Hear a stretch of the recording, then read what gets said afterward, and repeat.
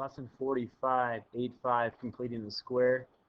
In example 1, it says factor x squared plus 16x plus 64, and then describe how 64 and how 16 and 64 from the original expression are related to the number in the factored expression. So the first step that we would need to take is go ahead and factor the trinomial x squared plus 16x plus 64. This is things that you've already done prior in Unit 8 and also in Unit 7. So the first thing that you look at is that your trinomial here, you have plus plus, meaning our binomial is going to be plus plus. Then you need to determine what has a product of C that would have a sum of B, and that would have 8 by 8. So 8 times 8 is 64. Add that together, we have the sum of 16. That's basically saying that your two binomials, when FOILed, would be equivalent to your trinomial here. Now, what it's asking is describe how 16 and 64 from the original expression, here's your original expression, how is that related to the factored expression? Well, if you look at 16, that is the B term, 16 and 8, how is that related? Well, one comment that you could make is that half the coefficient of B, which is 16, equals 8. So basically, your B value divided by 2 would give us what is inside our binomial here. So B divided by 2, or 1/2 B, equals 8. Now you need to make a comment, how is it in relation to 64? How is this factored trinomial related to 64? The comment that you can make there is, well, it is squared. 8 times 8 squared is 64. So what we'd state, half of the B term squared equals the C term. Half of the B term is 8. You square 8, you get 64, and that's all that this is stating right here. 8 squared equals 64. Half your B term squared equals your C term. Now, jumping down to example number 2, we see that you have to solve the equation by taking the square root of each side. Remember, we just dealt with square roots back in 8-4, lesson 44. In order to do that, a side has to be squared. Well, if you look at this trinomial here, what will help you out is if you go ahead and factor it first. So when you factor your trinomial, you see that you have minus plus, therefore you have minus minus. What has a product of C that would have a sum of B?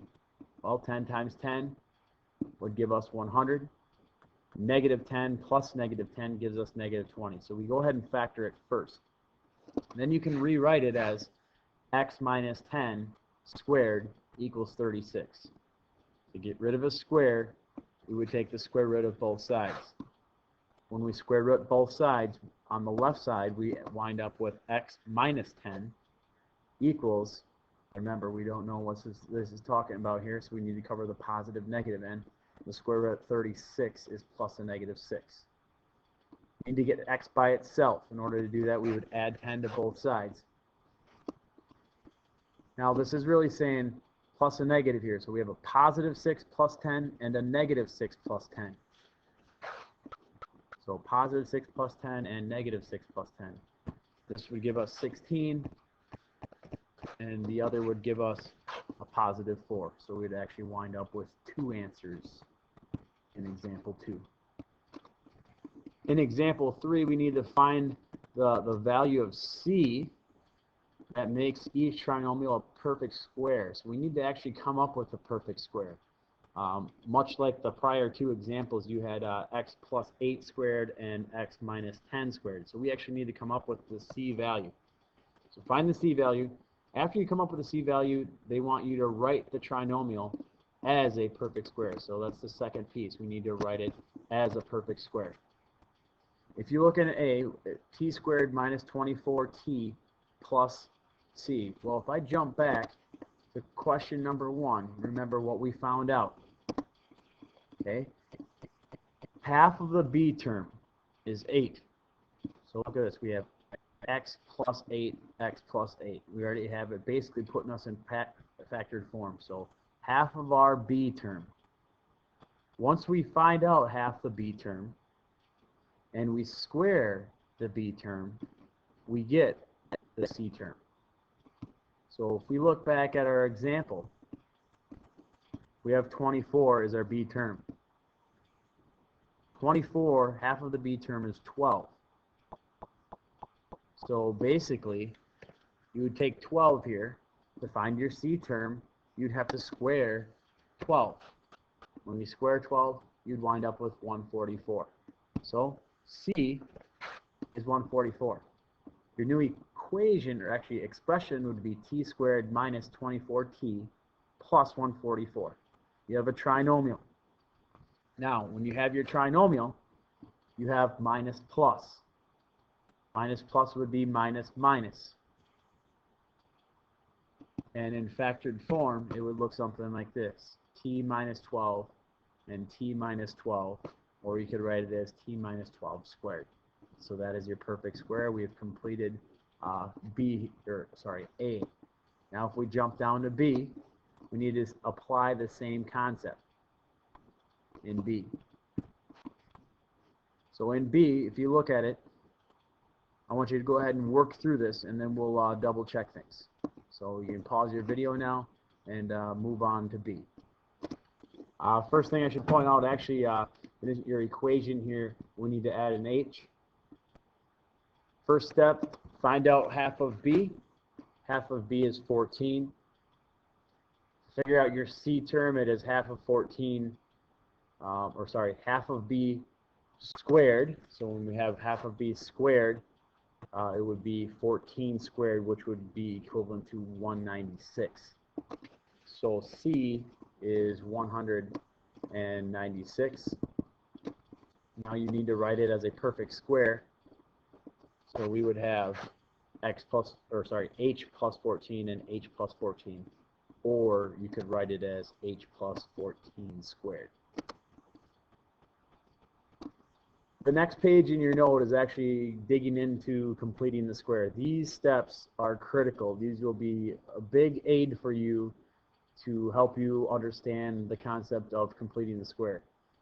I will let you know step 1 today will not need to be completed. Okay, we are not dealing when a is greater than 1. We're going to get in the flow of things with our a value that is 1. So we'll need to follow these steps, and you'll want to refer to those steps. What's nice about our next example is your steps are right above that, so you can refer to those steps right away. So in example 4, solve the equation by completing the square. We're actually completing the square. So your first step is to subtract the constant term c from each side. Here's our constant term, 24. So the first step is we are actually going to need to get rid of that. And to do so, we would subtract by 24 to both sides. We'd wind up with w squared minus 14w equals negative 24. Step 3 says find 1/2 of b. Well, here is your b value, 14, or negative 14. A half of that would be 7 or negative 7. In step 4, it says that you need to square the result. So if you squared 7, or if you squared negative 7, 7 times 7 is 49, and negative 7 times negative 7 would be 49. So here in step 4, you have your 1/2 b equals 7, and then you would take your 1/2 b squared, that should be, equals 49. In step 5, they tell you that you need to add the result from step 4. Well, this result from step 4 is 49, so we need to add 49 to both sides. When you add 49 to both sides, we wind up with w squared minus 14w plus 49 equals 25. Step 6 says that you're going to factor the side that is quadratic, and that would be the left side right now. You should be able to factor this side. In your trinomial, you have minus plus, so our binomial is minus minus. What has a product of C and a sum of B? Well, that would be 7 and 7. So you'd have W minus 7 and W minus 7 equals 25. Now you can rewrite that. You write that as W minus 7 squared equals 25. Now we'd get rid of our square, so to get rid of a square, we would square root both sides. When you square root both sides, you would wind up with W minus 7 on one side and plus a negative 5 on the other. To get W by itself, you need to add 7 to both sides. When you add 7 to both sides, remember here, this is plus a negative, so you have to cover a positive 5 plus 7 and a negative 5 plus 7. Positive 5 plus 7 is 12. Negative 5 plus 7 is 2. So you'd wind up with 2 answers here in question number 4. What I would like you to do is pause the video and try to work through example 5. Now, if you get stuck in example 5, feel free to go ahead and play the video and help you walk through the steps. So go ahead and pause it right now and give example 5 a shot. All right, in example 5, step 2, subtract 50 from both sides. After you subtract 50 from both sides, n squared plus 18n equals negative 41. Jump to in step 3, we need to find half of b. Well, here's your b value, 18, so half of b is 9. We use that to complete step 4. In step 4, we need to square the result from step 3. So 1/2 b, and you square it, is basically saying 9 squared, which would give us 81. In step 5, you'll add 81 to both sides. When you add 81 to both sides, you wind up with n squared plus 18n plus 81 equals 40. Step 6, you'll factor the side that is quadratic. So that is the left side of your equation.